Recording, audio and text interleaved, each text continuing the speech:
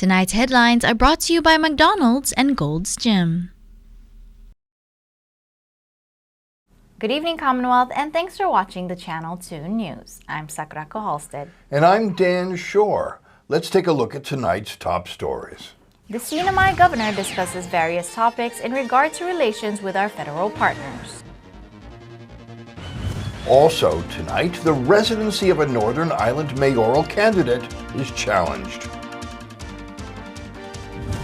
And a woman is honored for her lifelong service in the CNMI. In sports, NMI Picklers are headed to Vietnam to represent on the world stage. Stay with us, these stories and more are next.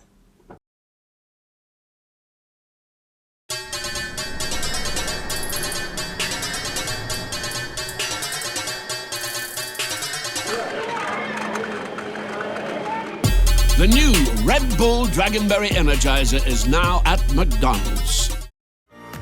Every journey begins with one step and the right coach. At Gold's Gym Saipan, our certified personal trainers build programs that move with you. Your goals, your pace, your power. Stronger, healthier, more confident, together. Your best starts right here at Gold's Gym Saipan. Visit us in Garapan or call 670-233-4000. Gold's Gym Saipan, stronger with every rep.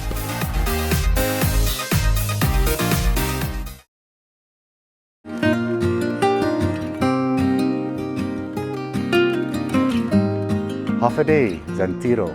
I'm Leo Pangilinan with the Northern Marianas Humanities Council. We'd like to take a moment to thank our generous sponsors who have made possible the many programs in our community like this show. We couldn't have done it without them. And if you value the work we do and would like to make a contribution to our efforts, we ask that you consider making an in-kind or cash contribution to the Northern Marianas Humanities Council. Any amount is appreciated, and donations of up to $5,000 qualify for an educational tax credit. We appreciate your partnership and support. Sidhus Maasi, Olomai, and thank you.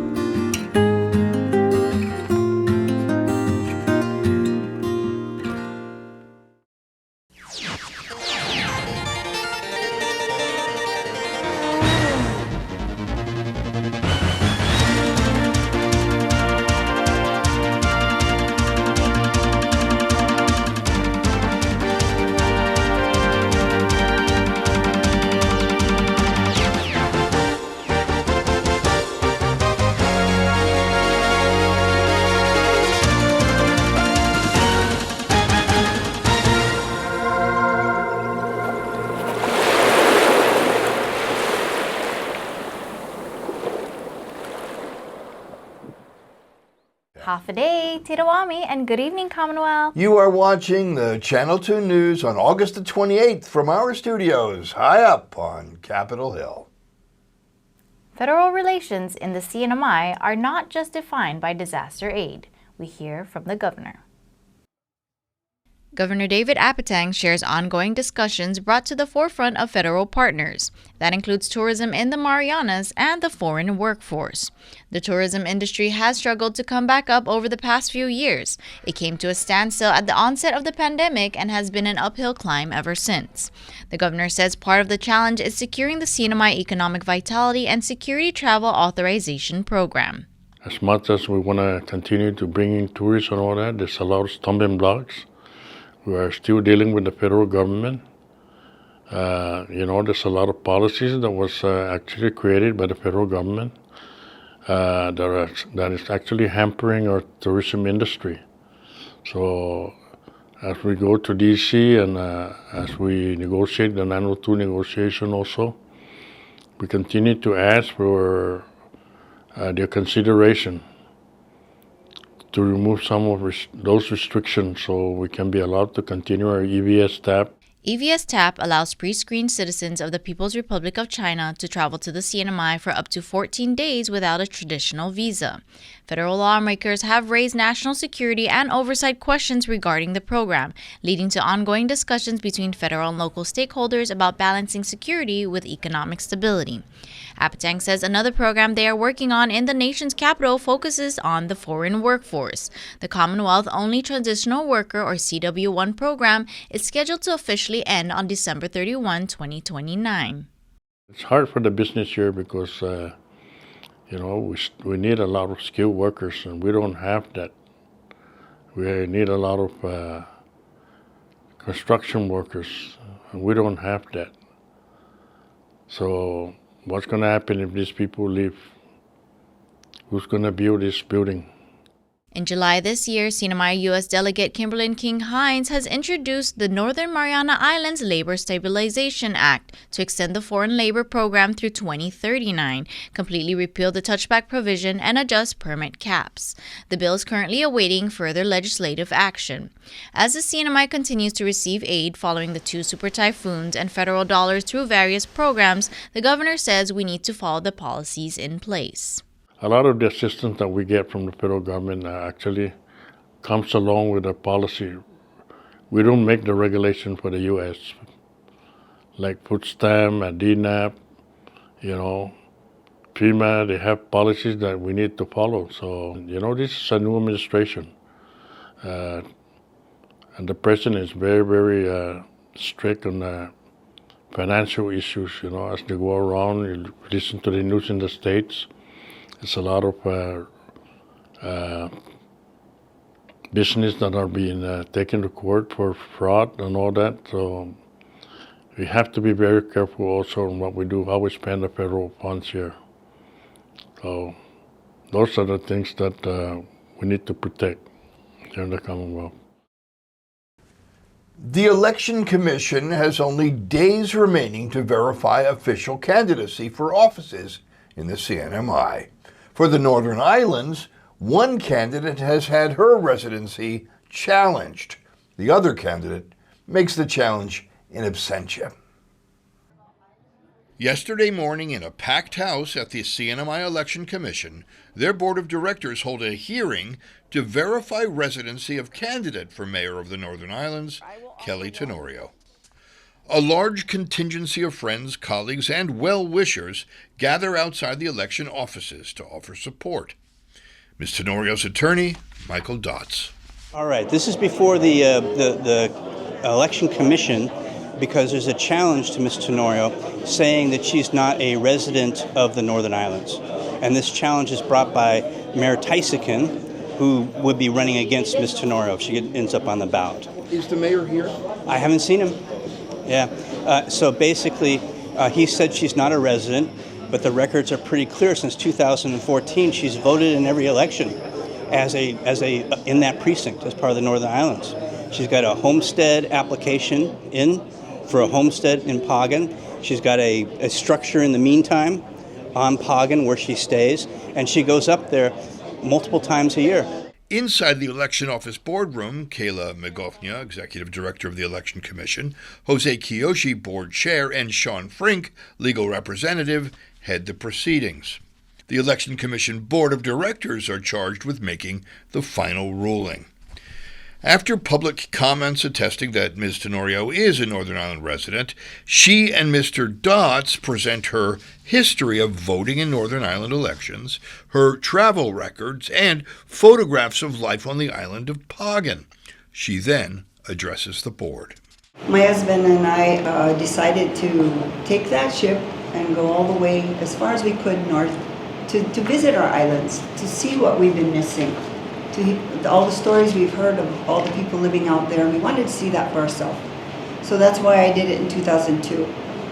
So we started off sailing in 2001, and we ended up stopping the sailing last year, and then our ship sunk. But we've been coming back and forth to my island home, Pagan, here, and all the other islands, dropping off cargo and passengers. Their ship, the Super Emerald, became a casualty of Super Typhoon Sinlaku. Now Ms. Tenorio is running for office. I strongly believe that the only candidate right now to be able to improve the Northern Islands is my wife, Kelly. As you know, Kelly most likely decide that she's going to be relocating to Pagan.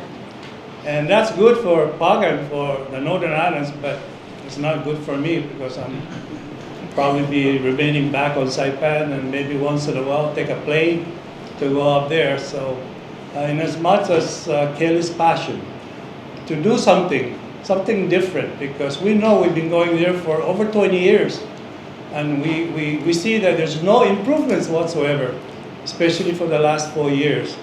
So we think that we can do a better job. I have a very beautiful family. We could be anywhere in the world, but we choose to be on Pagan. And I promise everybody, all my people out there that love us, that know us, we're not going anywhere. We're going to hold hands. We're going to build our community like we should. We're going to get fresh, clean drinking water for our families to drink. According to Ms. Tenorio, there is untapped well water on the island of Pagan. I have everything to offer. I will offer water. Water, without water, there's nothing. Right now, there's nothing. And I'm not talking about a 55-gallon drum that held diesel before that we're going to be drinking out of. We need clean, healthy drinking water. We need transportation back and forth. We don't want to be stuck up there. We want to come back and forth. We have families, we have friends, we have needs and desires. We need an airplane to start flying in there for emergency purposes, or so that you don't have to go on a 22-hour ship ride. In the boardroom, after an executive session, the candidate and concerned onlookers return. Is there a motion to approve that Mrs. Kelly Tenorio has met all qualifications to become a candidate for this year's general elections for Northern Ireland? Any motion? I'd like to make a motion to take this matter under advisement to seek factual evidence. The board votes to take the issue under advisement, with only the board chair voting to, at this time, approve the candidacy. With the issue of residency now under advisement, time becomes the issue. I'm fine with that, because we will come out and we will win. Because we've said it all and it's all the truth. Oh, by the way, there are 5 people now living full-time on the Northern Islands and 179 registered voters. Recess doesn't necessarily mean it's break time. The CNMI faces many challenges, and the CNMI US Delegate says giving up is not an option. The United States Congress is in recess, but the CNMI U.S. Delegate says the work continues. Kimberlyn King-Hinds is on the ground gaining feedback from residents in Saipan, Tinian, and Rota. I think at the forefront of everybody's mind is the economy, right? Everybody's talking about, this budget that's about to pass for the new fiscal year, and what the scenarios that have been laid out by the CNMI government, and the potential that we are either going to be, go to drastically reduce hours or potentially furlough hundreds of people. She says the solutions brought forth in the nation's capital ties in with how everything is connected. It's like when people hear me talk about the tourism industry or protecting the EVS TAP program or reinstating Annex 6, like to me, when I talk about those things, what I'm really talking about at the end of the day is how do we protect our small businesses who employ people, who in turn pay taxes to support government operations, so government operations can have enough money to be able to pay for public safety, so that schools can open, so that we can actually pay whatever it is that we need to pay with regards to C.U.C. All these things are interdependent. The delegate goes on to talk about federally funded social safety nets in place, like the Nutritional Assistance Program, and how cuts in hours and furloughs could affect it. Another matter in discussion with the Department of Interior is the group health and life insurance program for their retirees. People are relying on their insurance to make sure that they're able to afford, their medication, right? So it's like a life and death situation when somebody who is diabetic, who relies on Aetna to be able to cover, their insulin or, their high blood pressure medication, right? That's a life and death situation if you don't have access or you can't afford that, right?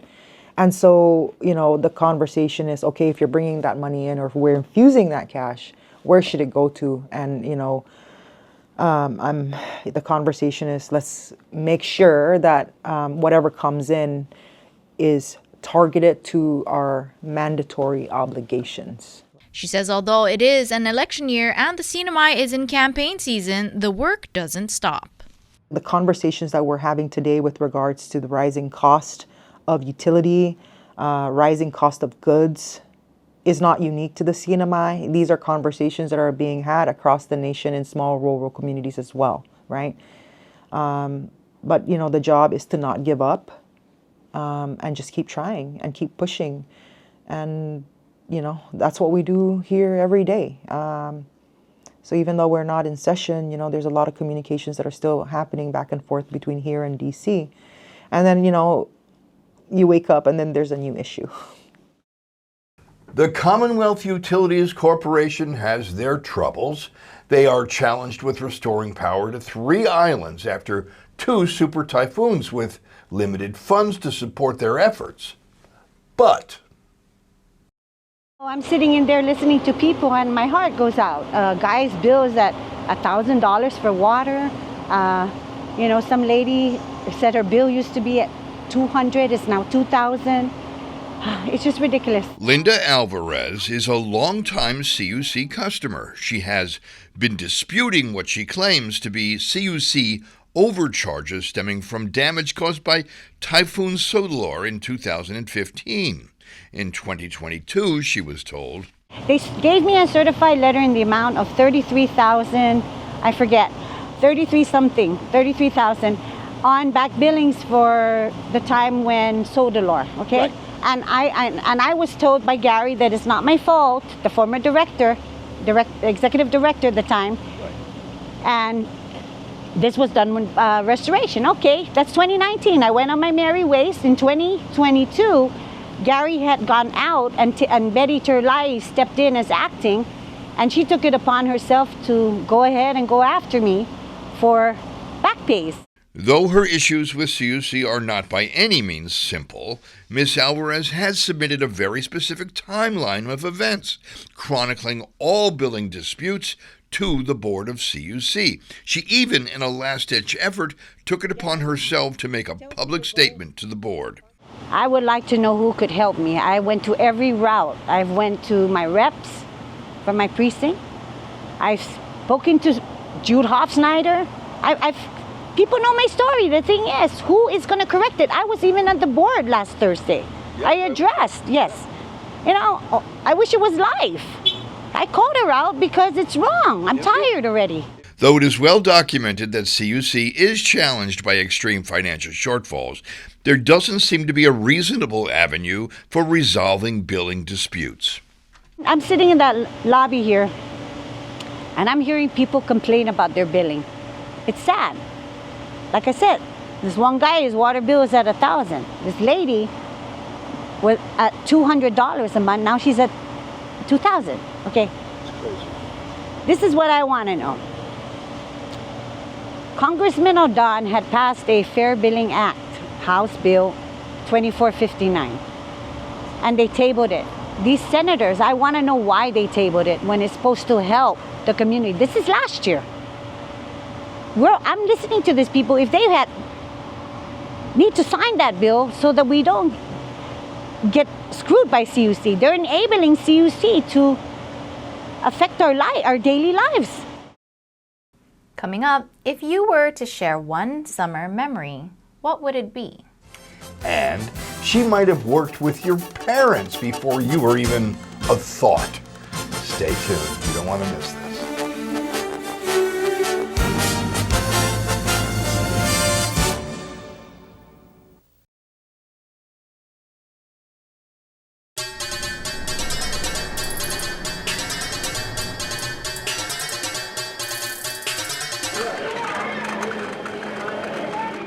The new Red Bull Dragonberry Energizer is now at McDonald's.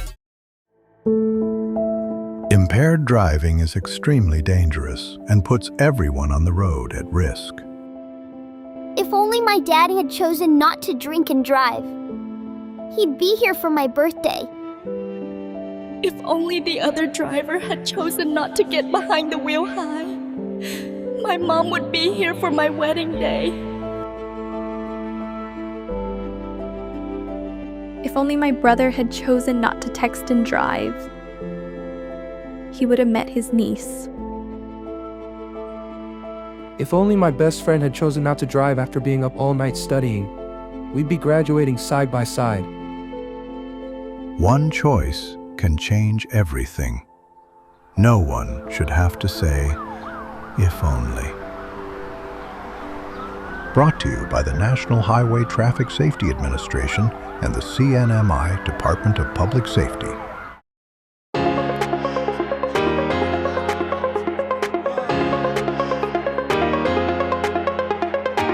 Hey, golfers, come north and practice your game at the Marianas Driving Range. New Year's local specials. 10-piece coupon books available for just $60.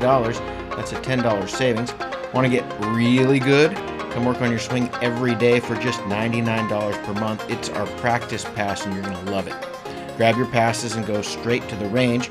You can social distance and chip all at the same time, and the views are free. Reserve now at marianastrekking.com. You can pay online, open 7 days a week.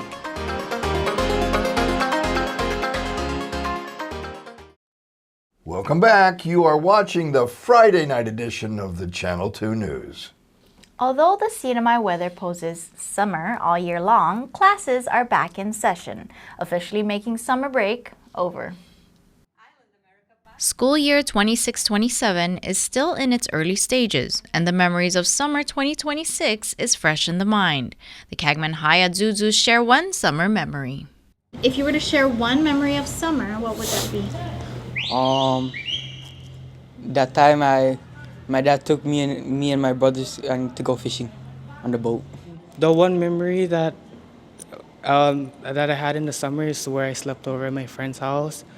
And we had a lot of fun. We went to the court in K2 and we spot and we played basketball. And that was one of my most memorable things in the summer because that was my only chance where I had I was able to sleep over at my friend's house. One thing I like about summer was fun because I joined the summer program and it was fun because I learned a lot. That would be spending time with my family and enjoying every last moment of it. It's better if you cherish the moment with the people you love. One memory of summer, it would have to be me traveling. I had a lot of fun traveling around, and it kind of sucks to not be able to travel again since I have school. Memory of the summer, swimming during the typhoon. Nice. Oh, like when the typhoon hit, that's when we went and swim a little bit. Just spending time with my family around the island and traveling a lot. Going places I've never been to. I've went to Gorto. I've never been there before, but I've heard it was good. So we went there. And we went to forgot what was the other place, but yeah. Summer, barbecues at the beach. I just like going to the beach with my family and those guys. It will probably be spotting with my cousins at Marine. And the reason why I think I should remember it is because it was a special moment where me and my cousins got to go together and just spend time. It would probably be going to PIC with my cousins who I haven't seen in a long time. Last school year ended early following the landfall of Super Typhoon Sinlaku in April. Summer break was made longer, and for some students, the aftermath of the storm is what stands out.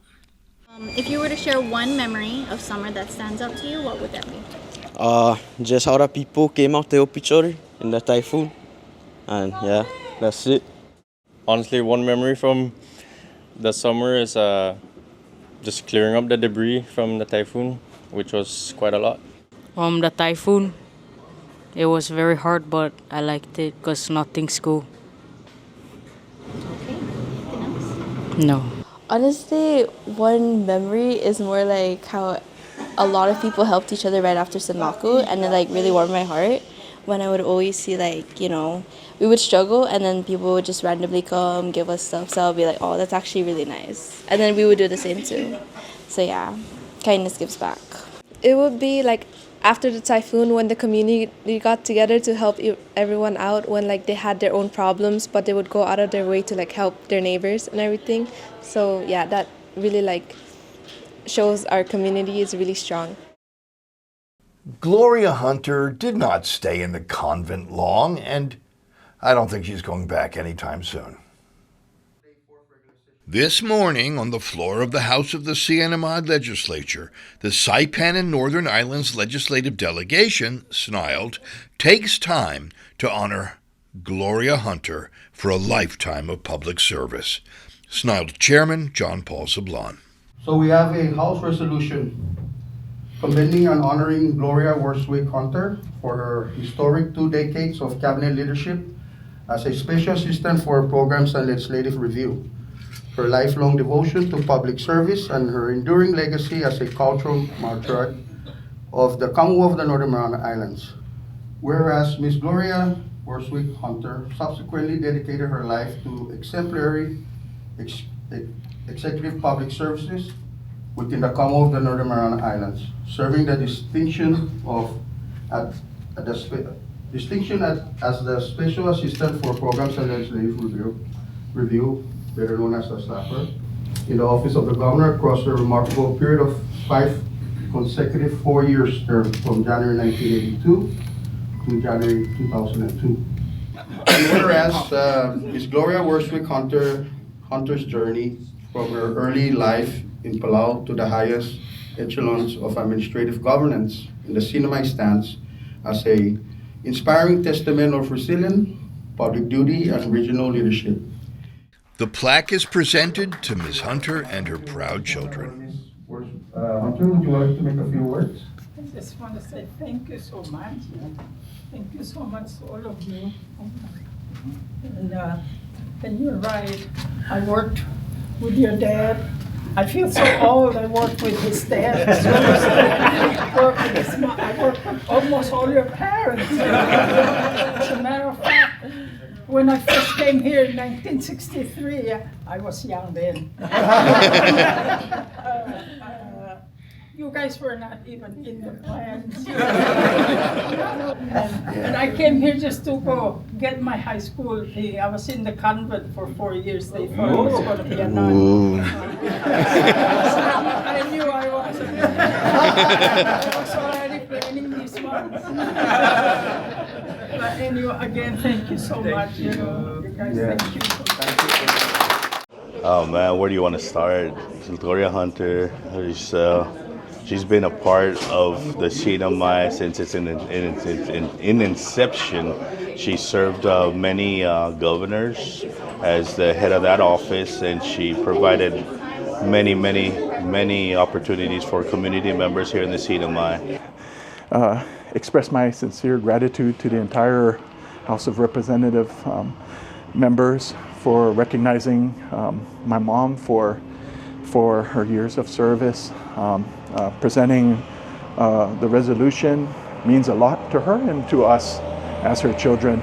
She wasn't chosen by a political connection. She was accepted into her position because of her expertise and her abilities to be able to serve the governor that she was serving at each of their terms, but also the colleagues, the friends, the community, and that's what makes her very unique to a lot of administrations. Some people always, that's one of the things I always tell people because they ask me about my mom's history. And I let them know that, when she left Palau, left Angar to come to Saipan, I think the initial mission was for her to join the convent. To become, and I always tell people, that's a wonderful profession. They do so much for us, but I wouldn't be standing here if she had taken that route. So in a way, I'm so grateful that so I'm kind of grateful that things. I think there's a reason for everything. God has a plan for everything, and I believe and I'm grateful that this plan has worked up to this far. So thank you so much. Now that you have been recognized for your achievements in the public sector, helping society, it's time for you to go to the nunnery. Am I correct? Are you kidding? They probably wouldn't even accept me. Of course they would. Are you kidding? They knew. I dabble a little bit by teaching young people how to weave. Of course, I've been chewing Biranat since I was 8 years old. I'm Yapese. I'm from Ulithi, the outer islands of Yap. And that's where Biranat began. Not India. So I've been chewing Biranat, of course. I'm probably not supposed to chew in here. Coming up in sports, it started out in a parking lot 6 years ago, and now they're pickling on the world stage.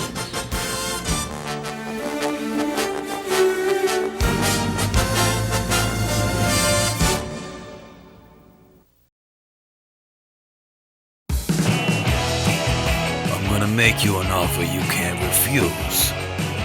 Bring your friends in for the best night out at Godfather's Bar in Garabin. Sing along to your favorite hits with live music from the Gigolos. Godfather's has daily food and drink specials, like Taco Tuesdays. The best pizza on island every day of the week. Located on Palm Street in Garabin.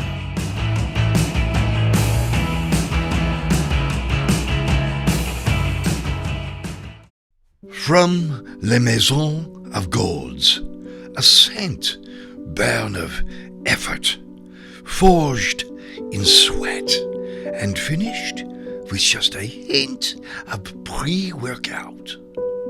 Introducing de Gain by Gold's Gym Saipan. This Christmas, give them something unforgettable.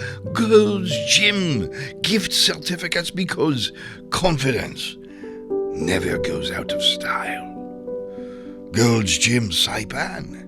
It's not perfume, but it will make you smell like victory.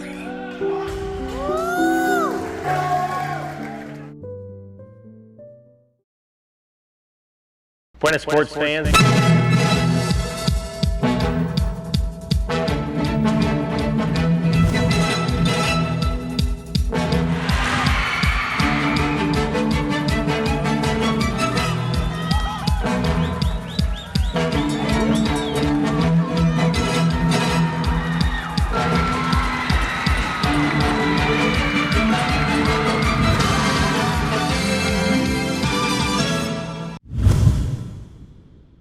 Buenas sports fans! It's a sport with a funny name, and it's come a long way in the CNMI. The CNMI Pickleball team is headed to the 2026 Pickleball World Cup in Vietnam. The competition spans from August 30th to September 6th. Bart Jackson flew out today. The Pickleball Federation of the CNMI has done really great things for a small destination like the CNMI to be able to compete with the largest, most successful, most athletic countries in the world. Over 5,000 athletes from 81 countries and territories are said to be competing in the Open, Senior, Master, Junior, and Kids divisions. Jackson is on the senior squad. In the seniors, we're in the same division as Australia and Hong Kong and Czechoslovakia. I know that the junior division has the United States. In their division, the Masters division has the United States in their division. The sport of pickleball arrived in the CNMI 6 years ago with founders Nelson and Donna Crum. We first brought pickleball here in the summer of 2020. Nelson was recovering from hip surgery and was getting ready to get back into tennis. And my sister that lives in Arizona said, no, don't play tennis, play pickleball. We didn't even know what it was. But she had been playing for a couple of years, and she's the most non-athletic person in the whole world. So I knew it couldn't be hard. Yeah. So we started doing all of our research with the rules and everything, and we striped our first court at our office, Paradise Dental Spa on Middle Road in Gualarai. From the parking lot to the world stage, picklers will be representing the NMI. So it's really a big time it's a big time event, and it's great to be able to represent the CNMI. Here's the the weather. Tonight, there will be a 40% chance of isolated showers with only mild breezes and low temperatures of around 78 degrees. The weekend will continue to be moist with a 50% chance of isolated rainfall and comfortable temperatures to make the rain warm. The sun will set at 6:32 p.m. and will rise again at 6:04 a.m. just in time for the residents of the Northern Islands to thank the rooster for waking them up so that they can thank the hen for laying the egg that will soon be the breakfast in a startling sunrise on the northern edge of the rim of the world. And I will see you in the water or on the land.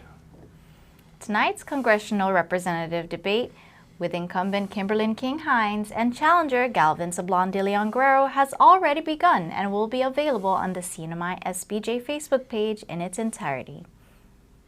Well, that was our Friday night newscast, so thanks for joining us, CNMI.